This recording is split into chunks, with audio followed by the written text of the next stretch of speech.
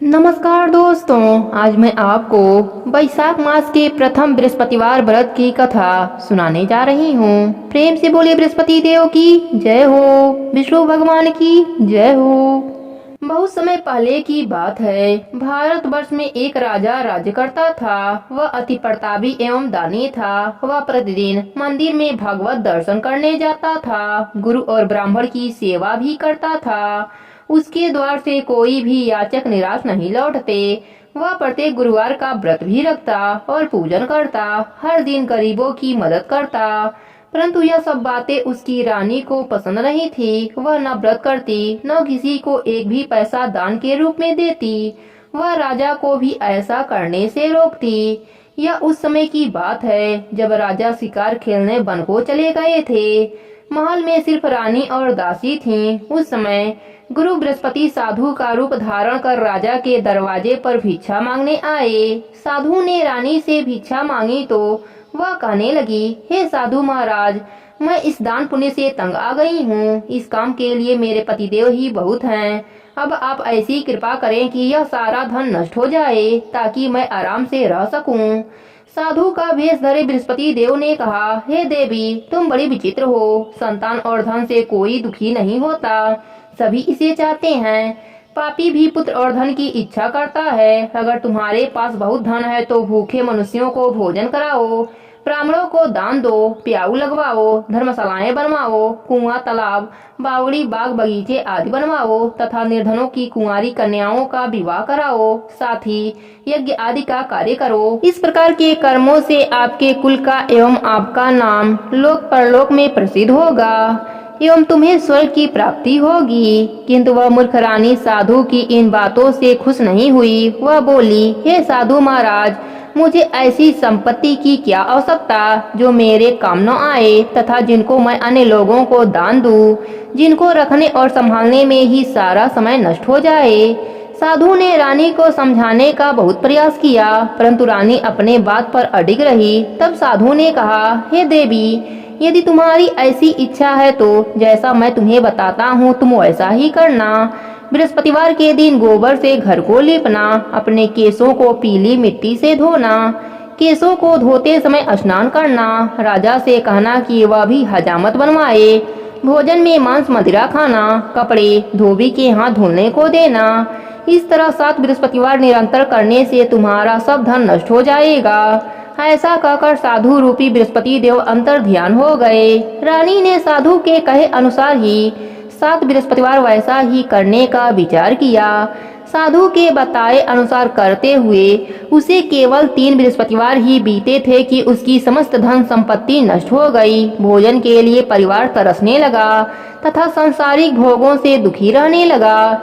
इस प्रकार के अभावग्रस्त जीवन से तंग आकर एक बार राजा रानी से कहने लगा कि हे रानी, तुम यहाँ पर रहो, मैं दूसरे देश को जाता हूँ। क्योंकि यहाँ पर मुझे सभी मनुष्य जानते हैं, इसलिए मैं यहाँ कोई कार्य नहीं कर सकता।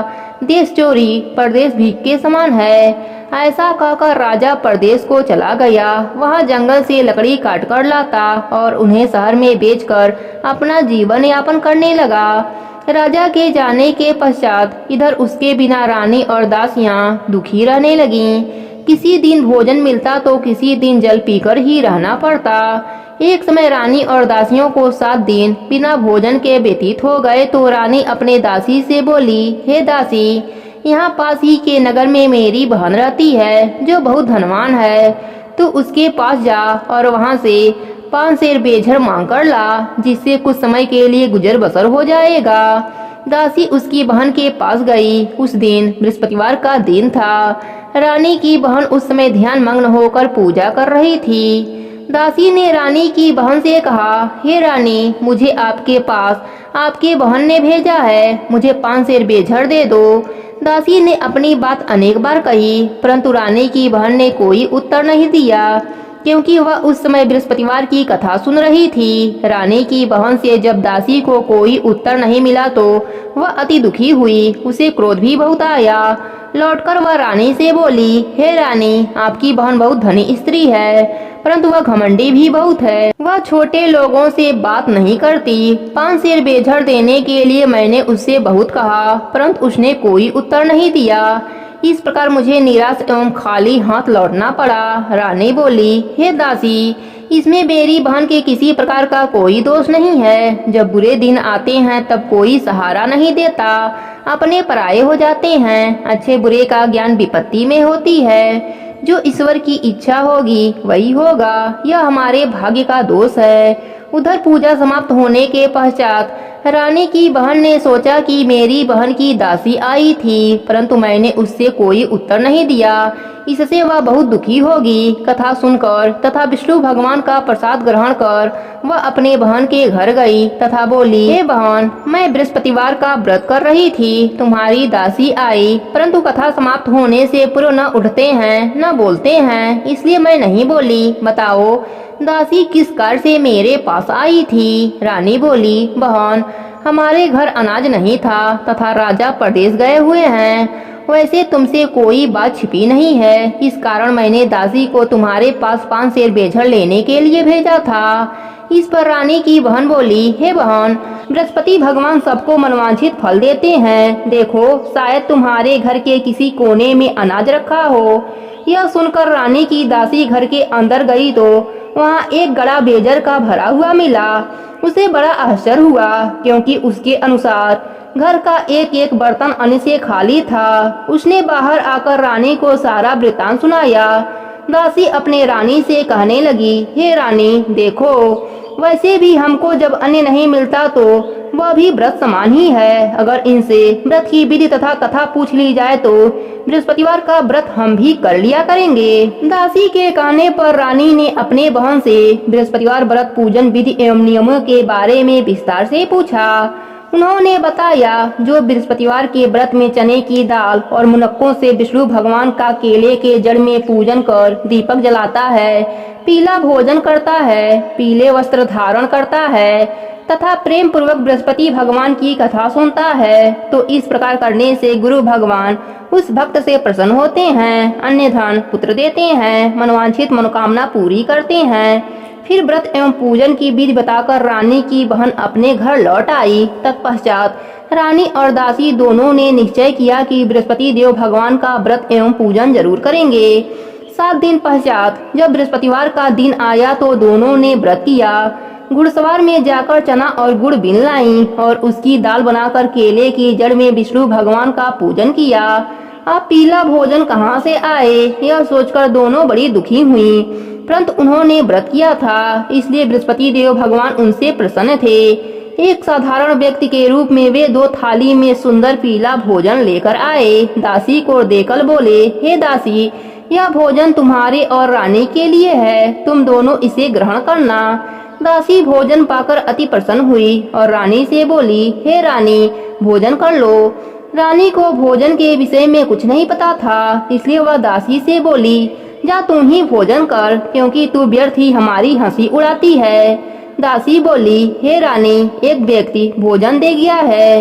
रानी बोली, वह भोजन तेरे लिए ही देकर गया होगा, इसलिए तू ही भोजन कर। दासी ने कहा, हे रानी, वह व्यक्ति हम दोनों के लिए 2 थाली में भोजन देकर गया है, अतः मैं और आप दोनों ही साथ साथ भोजन करेंगे। फिर दोनों ने गुरु भगवान को धन्यवाद एवं नमस्कार कर भोजन प्रारंभ किया। उसके बाद से दोनों प्रत्येक बृहस्पतिवार को गुरु भगवान का व्रत और पूजन करने लगे। बृहस्पति भगवान की कृपा से उन दोनों को भोजन एवं धन की कमी दूर हो गई, परंतु रानी फिर से पहले की तरह आलस्य करने लगी। तब दासी ने कहा, हे रानी, आप पहले भी इसी प्रकार आलस्य करती थीं। आपको धन संभालने में एवं दान देने में कष्ट होता था, इसी कारण सभी धन नष्ट हो गए और हमारी ऐसी दुर्दशा हो गई। अब गुरु भगवान की कृपा से धन मिला है तो आपको फिर आलस हो रहा है। बड़े कष्टों के बाद आपने यह धन पाया है, इसलिए आपको दान पुण्य करना चाहिए। भूखे मनुष्यों को भोजन कराओ, ब्राह्मणों को दान दो, प्याऊ लगवाओ, कुआं तालाब बावड़ी आदि का निर्माण कराओ, कुंवारी कन्याओं का विवाह कराओ, मंदिर पाठशाला बनाकर दान दो, धन को शुभ कार्यों में खर्च करो, जिससे आपके कुल का सम्मान बढ़े तथा आपको स्वर्ग की प्राप्ति हो। दासी की बात मानकर रानी ने इसी प्रकार के कर्म करने आरंभ कर दिए। इस प्रकार करने से उसका काफी यश फैलने लगा। कुछ दिनों के बाद एक दिन रानी और दासी आपस में विचार करने लगी कि न जाने राजा किस दशा में होंगे, उनकी कोई खोज खबर नहीं है। रानी राजा की खबर न पाकर उदास रहने लगी। गुरु भगवान से उन्होंने प्रार्थना की और भगवान ने रात्रि में राजा को सपने में दर्शन देकर कहा, हे राजा उठ, तेरी रानी तुझको याद करती है, अब अपने देश को लौट जा। राजा प्रातः काल उठा, वह सोचने लगा, मैं किस प्रकार रानी के पास खाली हाथ जाऊंगा, मेरे पास तो कुछ भी नहीं। स्त्री जात खाने और पहनने के ही साथी होती हैं, पर प्रभु की आज्ञा मानकर वह अपने नगर को चलने को तैयार हुआ। परदेश में राजा बहुत दुखी रहने लगा। प्रतिदिन जंगल में लकड़ी बीनकर लाता और उसे शहर में बेचकर अपने दुखी जीवन को बड़ी कठिनाइयों से व्यतीत करता। एक दिन राजा दुखी होकर अपने पुराने दिनों को याद करके रोने लगा।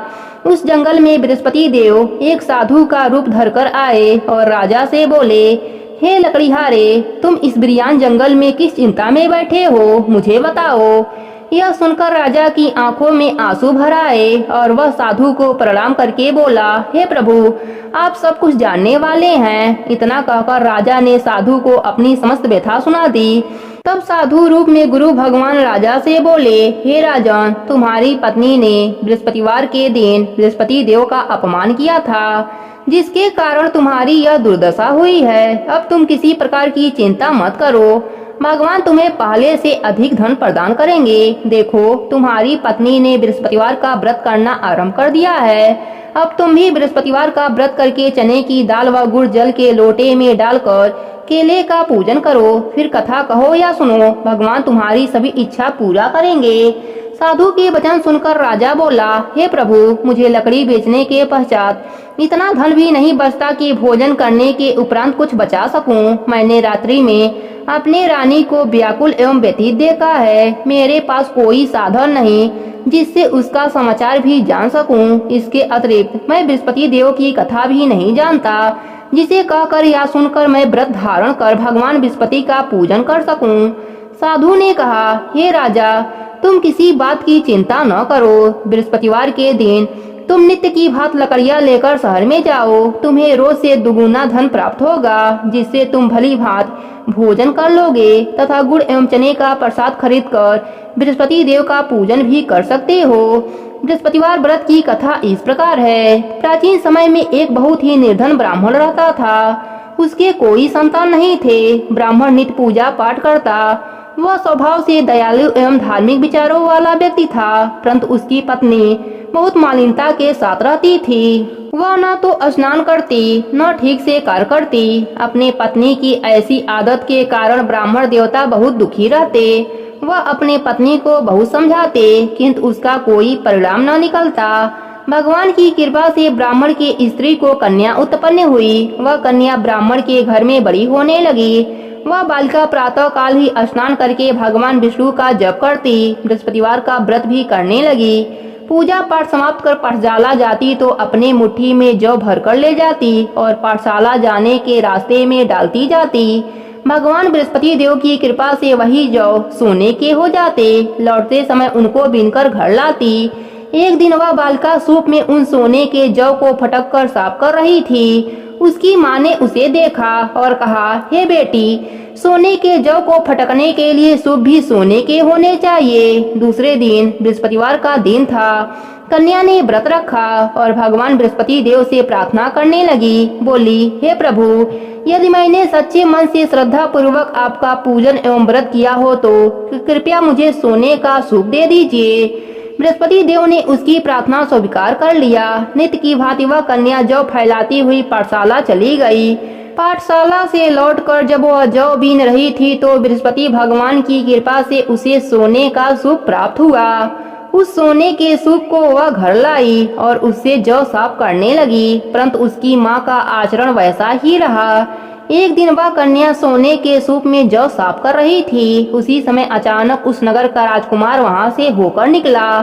कन्या के रूप एवं कार्य को देखकर राजकुमार कन्या पर मोहित हो गया।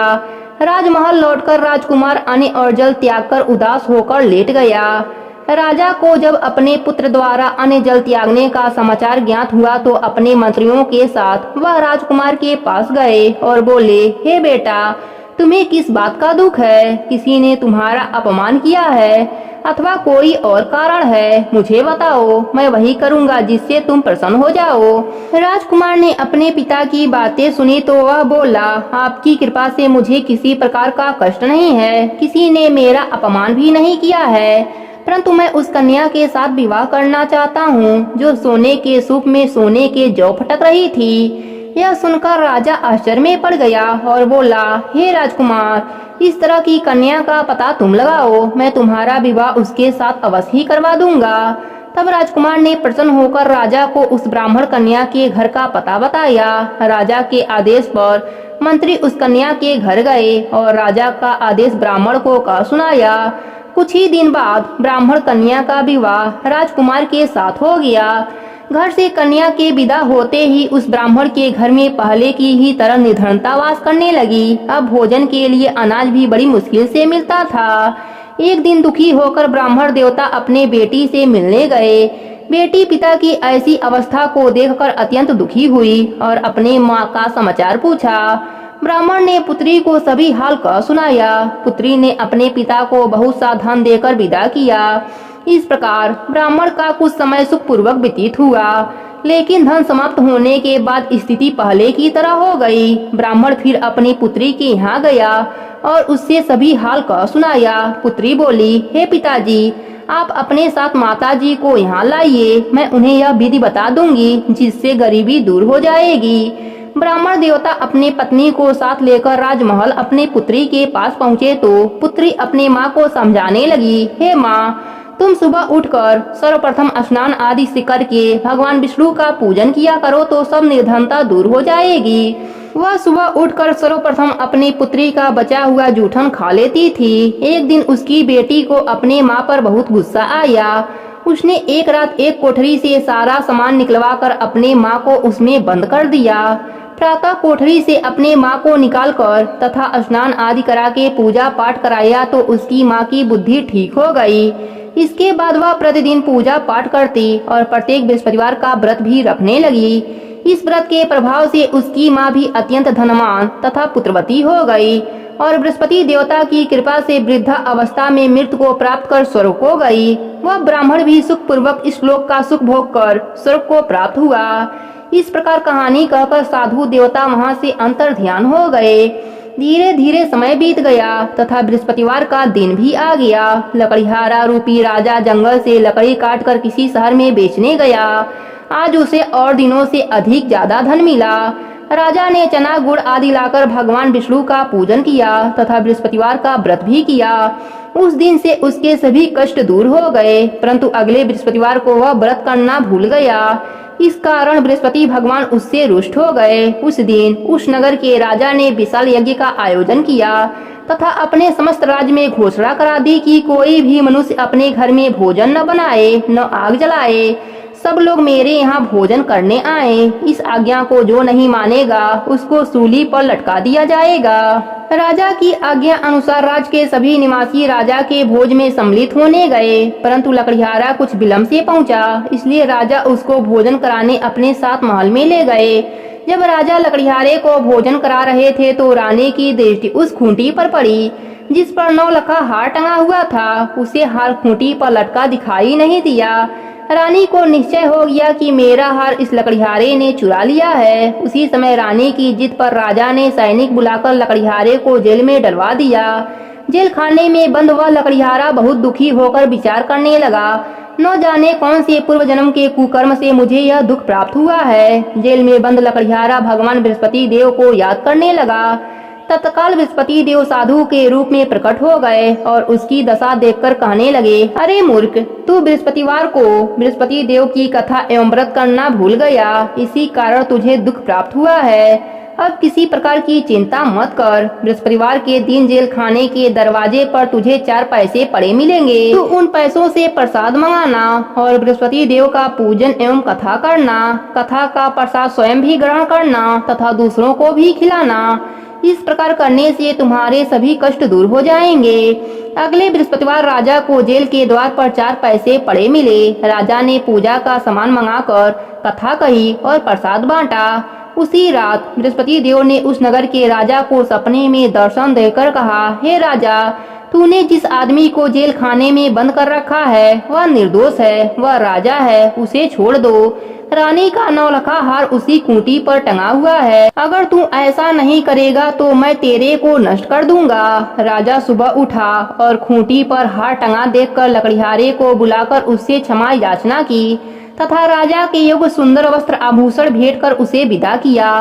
बृहस्पति देव की आज्ञा अनुसार राजा अपने नगर को चल दिया। जब वह नगर के निकट पहुंचा तो उसे बहुत आश्चर्य हुआ। वहां पहले से अधिक तालाब, बाग और कुएं आदि बहुत सी धर्मशालाएं, मंदिर आदि बने हुए थे। राजा ने जब नगरवासियों से पूछा कि यह बाग, तालाब, धर्मशालाएं एवं कुएं किसके द्वारा बनवाए गए हैं, तब नगर के सब लोग कहने लगे कि यह सब रानी और दासी द्वारा बनवाए गए हैं। राजा को बहुत आश्चर्य हुआ, परंतु क्रोध भी बहुत आया। जब रानी ने यह खबर सुनी कि राजा आ रहे हैं तो उसने दासी से कहा, हे दासी, देख, राजा हमें अति दीन अवस्था में छोड़ गए थे। वह हमारी ऐसी हालत देखकर कहीं द्वार से ही न लौट जाएं, इसलिए तू द्वार पर खड़ी हो जा। रानी की आज्ञा अनुसार दासी दरवाजे पर खड़ी हो गई। जब राजा आए तो उन्हें अपने साथ महल में लीबा आई। तब राजा ने क्रोध करके अपनी तलवार निकाली तथा रानी से पूछा, बताओ, इतना धन तुम्हें किस प्रकार प्राप्त हुआ है। तब रानी ने बताया कि हमें यह सब धन बृहस्पति देव के व्रत के प्रभाव से प्राप्त हुआ है। अब राजा ने निश्चय किया कि 7 दिन बाद तो सभी बृहस्पति देव का पूजन करते हैं, परंतु मैं प्रतिदिन दिन में 3 बार कथा कहा करूंगा तथा नित्य व्रत किया करूंगा। अब हर समय राजा के दुपट्टे में चने की दाल बधी रहती तथा दिन में 3 बार कथा कहता। ऐसे ही एक दिन राजा ने विचार किया, चलो अपने बहन के यहाँ हो आऊं। ऐसा निश्चय कर राजा घोड़े पर सवार होकर अपने बहन के घर चल दिया। मार्ग में उसने देखा कि कुछ आदमी एक मुर्दे को लिए जा रहे हैं। उन्हें रोककर वह कहने लगा, अरे भाइयों, कुछ देर मेरी बृहस्पति देव की कथा सुन लो। वे बोले, लो, हमारा आदमी मर गया है, इसकी अपनी कथा की पड़ी है। परंतु कुछ आदमी बोले, अच्छा, कहो, हम तुम्हारी कथा भी सुनेंगे।